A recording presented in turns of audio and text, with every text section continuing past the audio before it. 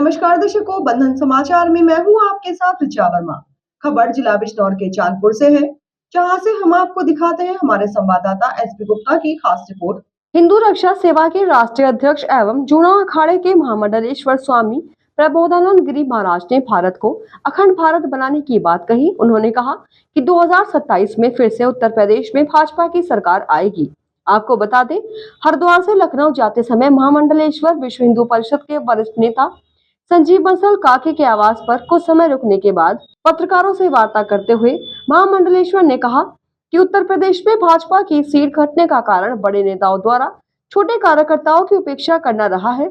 छोटा कार्यकर्ता वोटर को निकालने के लिए गया ही नहीं, इसीलिए उत्तर प्रदेश में भाजपा की ज्यादा दुर्दशा हुई है। उन्होंने कहा कि समय रहते योगी आदित्यनाथ जो भी कमियां रही हैं उनको दूर करेंगे और 2027 में पुनः भाजपा सत्ता में आएगी। पत्रकार वार्ता में विश्व हिंदू परिषद के वरिष्ठ नेता संजीव बंसल काके, श्री कृष्ण जन्मभूमि मुक्ति मोर्चा के प्रदेश संयोजक अनिल पांडे, सुबोध गुप्ता, आदित्य बंसल आदि मौजूद रहे। महाराज जी, आपका पूरा परिचय क्या है, जरा जानना चाहेंगे। महामंडलेश्वर स्वामी प्रबोधानंद गिरी, राष्ट्रीय अध्यक्ष हिंदू रक्षा सेना, अपना बालाजी धाम हरिद्वार में आश्रम। महाराज जी, इस समय एक देश में विकट समस्या है बांग्लादेश को लेकर के। वहाँ जो हिंदुओं पर अत्याचार हुआ है, हिंदुओं के मंदिर ध्वस्त किए जा रहे हैं, इस पर आपका क्या कहना है। बांग्लादेश की समस्या आज हमको सामने दिखाई दे रही है। पूरे मुस्लिम जगत ने हिंदुओं के खिलाफ एक षड्यंत्र किया हुआ है और वो ये चाहते हैं कि जो हिंदू अपने भारत में या कहीं अन्य बचे हुए रह गए हैं वो सभी समाप्त हो जाए और पूरा मुस्लिम धरती हो जाए, ऐसी उनकी परिकल्पना है। उस परिकल्पना के तहत ही उन्होंने बांग्लादेश में जो इस्लाम के जिहादी लोग हैं उन्होंने वहाँ सत्ता पलट किया। सत्ता पलट तो एक नाम मात्र का बहाना था। केवल निरंतर वो हिंदुओं को हमला कर रहे हैं, हिंदुओं की हत्याएं कर रहे हैं, हिंदुओं के साथ रेप कर रहे हैं। और इतना ही नहीं, आपको जानकारी दे दूं, 21% से घटता घटता 8% हिंदू रह गया। ये सरकारी आंकड़ा है, लेकिन मेरा ये मानना है कि मुश्किल से 4-5% ही रह गया होगा, क्योंकि वहाँ दोनों काम चल रहे हैं। एक तरफ हिंदुओं पे हमला है, हिंदुओं के मठ मंदिरों पर हमला है, और दूसरी तरफ है उनको जबरदस्ती इस्लामीकरण करना। और ये जो काम है ये इंटरनेशनल षड्यंत्र के द्वारा हो रहा है, ये अंतरराष्ट्रीय षड्यंत्र है और इसमें बड़े जिहादी गैंग सम्मिलित हैं। मैं बार बार कहता हूं इस बात को कि धरती के लिए जो कोई खतरनाक है तो इस्लाम का जिहाद है। ये मानवता को समाप्त करता है, ये शांति को समाप्त करता है। उसी का परिणाम ये बांग्लादेश है। और आज बांग्लादेश आपको लग रहा है, कल हिंदुस्तान पे भी हो सकता है, लेकिन हिंदुस्तान के लोगों को धीमे धीमे समझ में आने लगी है और हिंदुस्तान के लोग अब तैयारी में हैं। अब की बार मुझे लग रहा है कि इन जिहादियों को सबक सिखाया जाएगा और ऐसा सबक सिखाया जाएगा जिहादियों को कि एक एक जिहादी इस धरती से समाप्त होगा। पहले तो ये बहुत सारे जिहादी खुद ही मर जाएंगे। आप देख रहे हो कि इस्लाम के जिहादी एक दूसरे के लिए दुश्मन हो रहे हैं और रहे सहे अपने के कर्मों के कारण से इस धरती से विदा हो जाएंगे। और इनका स्वप्न कभी भी ये धरती इस्लामीकरण हो जाए, ये कभी पूरा होने वाला नहीं है। और अब की बार इनको वो ही सबक सिखाना पड़ेगा। और जो भारत का अखंड स्वरूप था उसकी एक शर्त थी, और शर्त यह थी कि पाकिस्तान बांग्लादेश इसलिए हिंदुस्तान से अलग हुआ कि मुसलमान हिंदू के साथ नहीं रहना चाहता था। किसी हिंदू ने नहीं कहा। अब जब तुम हिंदुओं को वहां नहीं रहने दे रहे तो दो रास्ते हैं। एक रास्ता तो यह है कि पुनः अखंड भारत घोषित हो, दूसरा रास्ता यह है कि एक एक मुसलमान हिंदुस्तान को छोड़ करके पाकिस्तान चला जाए, बिना विलंब करे, तो कहीं हिंदुओं का धैर्य टूट न जाए। इसीलिए मैं इस्लाम के जिहादियों को बार बार कहूंगा कि वो जरा अपनी आदत सुधारें और इस मानवता को बचाने में कुछ सहयोग करें, मानवता के दुश्मन ना बने। अभी आपने कहा अखंड भारत बनना चाहिए, तो अखंड भारत ऐसे कैसे बनेगा। अभी पिछले लोकसभा चुनाव में जितनी बुरी दशा बीजेपी की हुई है उत्तर प्रदेश में, योगी और मोदी को पब्लिक ने नकार दिया है, इस पर आपका क्या कहना। एक तो भारतीय जनता पार्टी के जो बड़े नेता थे उनका ओवर कॉन्फिडेंस था, और ओवर कॉन्फिडेंस इतना उनका बढ़ गया था कि उनको आकलन नहीं हुआ। जैसे कोई नाला कूदने वाला हो तो नाला कूदते समय उसको अपनी छलांग का आकलन होना चाहिए, इनको अपनी छलांग का आकलन नहीं था, और ये भ्रम में थे कि नाला 20 फुट चौड़ा है तो हम इसे कूद जाएंगे। लेकिन हुआ क्या, नाला तो कूद नहीं पाए, पहले ही गिर गए। इन्होंने पहले से 400 पार का नारा लगा दिया, और जो कार्यकर्ताओं की उपेक्षा की सरकार में रहते हुए, वो वास्तव में बहुत कष्टप्रद है। कहीं कार्यकर्ता को सम्मान नहीं मिला, और कार्यकर्ता को सम्मान न मिलने के कारण से आपने देखा होगा कार्यकर्ता वोट निकालने नहीं गया। वोट की कमी नहीं थी, वोट डालना भी लोग चाहते थे, लेकिन बड़ी मात्रा में वोट निकालना पड़ता है। इस बार वोट भारतीय जनता पार्टी का निकाला नहीं गया, क्यों? कार्यकर्ता ने कहा जब तुम मेरे बिना हमारे बिना ही कर लेते हो और 400 पार कर लोगे तो कर लो। दूसरा, मनमर्जी।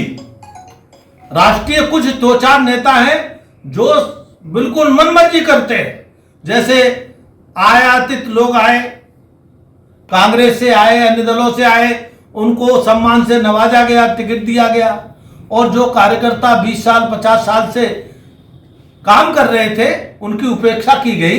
इसके कारण से भी जनता में रोष था, और रोष का परिणाम उनके सामने आया। भारतीय जनता पार्टी ने अयोध्या में भव्य राम मंदिर दिया हिंदुओं के लिए, उसके बाद भी अयोध्या की सीट आप लोग नहीं बचा पाए, इसके बारे में क्या कहेंगे? आपकी बात में संशोधन कर दूं, लोकसभा अयोध्या सीट ही नहीं है, और हम तो ये कहते हैं घोषणा कर दें। अगर इनमें इतनी ताकत हो नेताओं में, चलो इनकी इतनी बुद्धि तो आई कि ये लोकसभा अयोध्या बोल रहे हैं और आप भी बोल रहे हो पत्रकार। फैजाबाद है, अयोध्या में भारतीय जनता पार्टी जीती है, फैजाबाद में हारी है। तो पहली बात तो ये। दूसरी बात ये है कि भाई अकेले फैजाबाद की बात क्यों कर रहे हो? नहीं, हम बद्रीनाथ बड़ी मात्रा में सीटें हार गए, और वो उसका मेन कारण ही है। मैं फिर कह रहा हूं, नेताओं की मनमर्जी, हठधर्मी, कार्यकर्ताओं की उपेक्षा, इसका कारण क्या रहा? और आप ये सब करेंगे तो आप सत्ता नहीं जीत सकते। इतना भ्रम क्यों हुआ है इस बात का? क्या अच्छे काम करे थे इन्होंने? देखो जी, सत्ता का जो है अहंकार सबको खाता है। सत्ता पे जब बैठ जाता है आदमी, तो उसके सामने एक बार को भगवान आ जाए तो उसको भी छोटा समझेगा। भले ही आपको ध्यान हो, अपने संघ के सरसंघ चालक माननीय मोहन भागवत जी ने राम जन्मभूमि के शुभारंभ के दिन में भाषण में एक ही बात कही, और वो ये बात शुरुआत की थी उन्होंने कि हमको अहंकार नहीं पालना चाहिए कि हमारे कारण से भारतीय जनता पार्टी या कुछ नेताओं के कारण से मंदिर का शुभारंभ हो रहा है। उन्होंने स्पष्ट कहा था अपने भाषण में, लाखों लोगों के, कार्यकर्ताओं के बलिदान के कारण से, लाखों भक्तों के बलिदान के परिणाम स्वरूप आज भव्य दिव्य निर्माण प्रारंभ हुआ है। और ये बात अलग है, उसमें सहभागिता करने का हमको अवसर मिला है, ये भगवान की हम पर कृपा है, लेकिन ये अहंकार नहीं पालना चाहिए। सत्ता का स्वभाव है, सत्ता में आदमी जाने के बाद अहंकार पालता है। जब ऐसी स्थिति में 2024 में लोकसभा के चुनाव में उत्तर प्रदेश में लगभग 1/2 सीटें दी पब्लिक ने बीजेपी को, तो 2027 के चुनाव में आप विधानसभा चुनाव में क्या कह सकते हैं कि क्या यही लौट करके आएंगे कि दूसरी पार्टी को मौका मिलेगा? देखो, आज पूरे विश्व में उत्तर प्रदेश के मुख्यमंत्री का कोई विकल्प नहीं। मैं भारत में नहीं कह रहा, पूरे विश्व में आप सर्वे करा लीजिए, और जो पत्रिकाओं में छप रहा है वो बता रहे हैं लोग, ऐसा दूसरा कोई मुख्यमंत्री नहीं है। एक बात। दूसरी बात यह है कि उत्तर प्रदेश का चुनाव उत्तर प्रदेश की सरकार के ऊपर होगा और मुख्यमंत्री पर होगा, और उनकी जो कार्यशैली है, आप देखिए, जिस निर्णय में 20 साल लग जाते थे वो निर्णय 3 दिन में हो रहा है। कभी कोई सोच सकता था?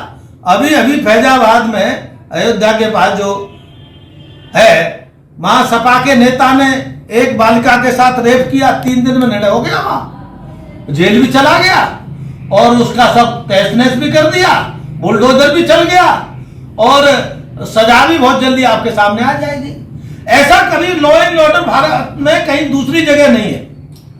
तो ये जो 27 का चुनाव होगा वो योगी जी के बल पर होगा, और हमको पूरा विश्वास है कि भाई अब की बार जो लोगों ने कुछ गलत फहमी के कारण से भूल की है वो भूल दोबारा नहीं करेंगे उत्तर प्रदेश के लोग। और आपको ये बता दूं, सभी लोग सफाया हो जाएंगे 2027 के चुनाव में, निश्चिंत रखिए। ऑफिस में ये हाल है, मध्यम और निचले वर्ग के लोगों के काम नहीं हो रहे, जायज काम अधिकारी करने के लिए तैयार नहीं है।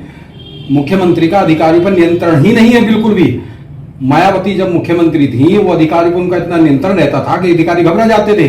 आज अगर सूचना मिले कि बिजनौर जिले में मुख्यमंत्री का आगमन है तो किसी अधिकारी को चिंता करने की कोई जरूरत नहीं है कि वो आराम से बैठेगा। उन्हें पता है कि मुख्यमंत्री सीधे और सौम्य स्वभाव के हैं। तो इस पर आप कैसे कमांड करेंगे जी? पूरा प्रदेश आपको जानकारी दे दूं इस मामले में, ये जो सरकारी तंत्र है ये बड़ा बदमाश है, और इतना बदमाश है सरकारी तंत्र, ये बड़े बड़े लोगों को भ्रम में रखने का प्रयास करता है।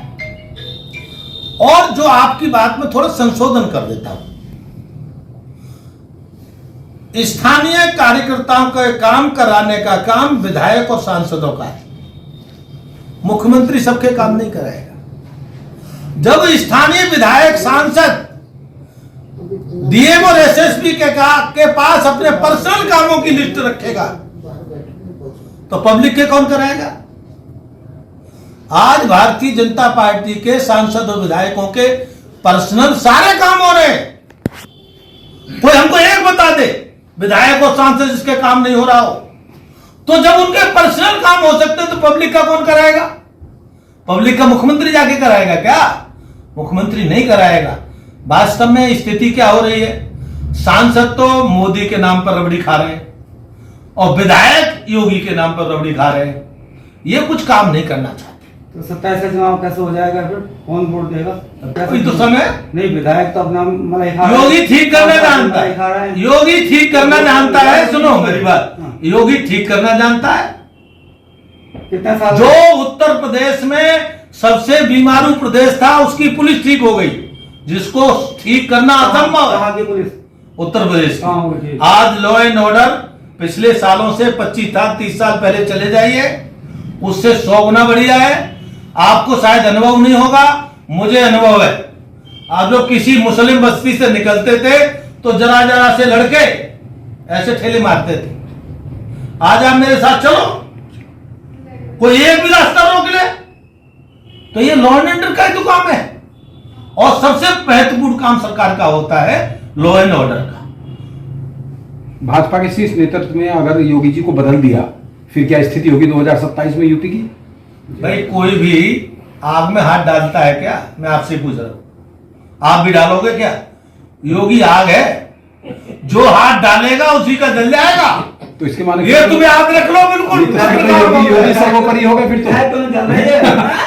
अरे वो भी जलेंगे, चिंता क्यों कर रहे हो? नहीं, इस समय स्थिति वास्तव में बड़ी खराब है महाराज जी। अगर आप किसी भी ऑफिस में जाकर के देखेंगे तो बहुत ही बुरी स्थिति है। किसी व्यक्ति का काम नहीं हो रहा है, जायज काम भी नहीं हो रहा है। नाजायज तो होंगे क्या, जायज काम भी नहीं हो रहा है। और रिश्वत खोरी इतनी और भ्रष्टाचार इतना चरम सीमा पर आ गया है कि जो पहली सरकार में 10% था वो पूरा 100% है। इस पर क्या कहेंगे आप?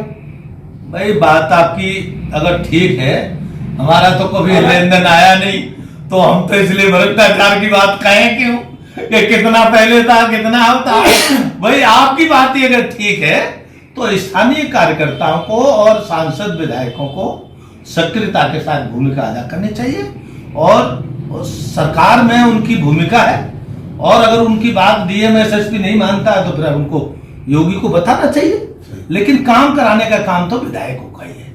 आप विश्व हिंदू परिषद के बहुत ही बड़े कार्यकर्ता रहे हैं, आज उनको भी नहीं पूछा जा रहा, इसका क्या कारण है ये और बताइए आप। जब पुराने कार्यकर्ताओं को आप छोड़ते चले जाएंगे, नई की सूची बनाते चले जाएंगे, तो कैसे 2027 हासिल करेंगे? भाई हम भी आपकी बात से सहमत हैं, इन्हें सुधार कर लेना चाहिए, और सुधार नहीं करोगे तो 240 फिर कहीं 140 ना आ जाओ। तो हम तब भी आपकी बात को ही कहते हैं, भैया पुराने कार्यकर्ताओं को सम्मान दो, उनका आदर करो, और वो आपके पास 100% डेडिकेटेड कार्यकर्ता है, इवेंट बट करने वाले नहीं है, उनका आप सम्मान करोगे तो आपको फायदा ही है। तो ये सरकार को, नेताओं को समझ लेना चाहिए। महाराज जी मेरा सवाल है, मैं भारत के हिंदुओं को एक संदेश तो ये देना चाहूंगा, अपनी सुरक्षा के लिए, आत्मरक्षा के लिए अस्त्र शस्त्र की व्यवस्था करें, पहला काम। क्योंकि हमारे जो देवी देवता हैं जब ही प्रसन्न होते हैं जब उनके अस्त्र शस्त्र की पूजा होती है। कोई भी हमारा देवता ऐसा नहीं है जिसके पास अस्त्र शस्त्र नहीं है, चाहे दुर्गा हो, चाहे हनुमान जी हो, चाहे शंकर जी हो। तो अपनी आत्मरक्षा के लिए घरों में व्यवस्था करें, पहला काम। उसका लाइसेंस दूसरा काम यह है कि संगठित रहे। पड़ोसी पे हो रहा है तो देखते ना रहे। अगर आज पड़ोसी पे हमला हो रहा है तो कल तुम पर होगा। इसीलिए पड़ोसी का हमला अपना हमला मानते हुए एक दूसरे के साथ खड़े होने की आदत डालें और सोने की आदत कम करें, जागते रहे। और यह समय संक्रमण काल है और संक्रमण काल में थोड़े से जागृत रहने से काम चल सकता है। तो मैं हिंदुओं से यही कहूंगा, जागृत रहें, संगठित रहें और तैयार रहें। लाइसेंस कौन बनवाएगा? लाइसेंस बनवाने का तो डीएमएसएस भी काम करेगा। और मेरे लाइसेंस से बनना हो तो बुलाओ, मैं साइन करके दे देता हूँ। सच कैसे ले मैं? और इसी के साथ जुड़े रहे बंधन समाचार के साथ।